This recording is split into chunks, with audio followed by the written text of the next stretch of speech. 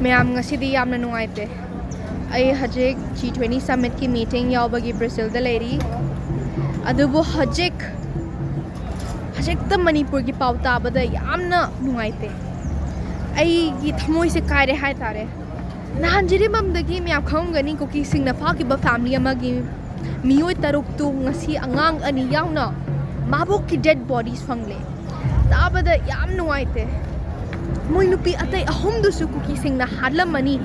khangni ai se tofam khangde jafam khangde wa haifam khangde yamna kapningi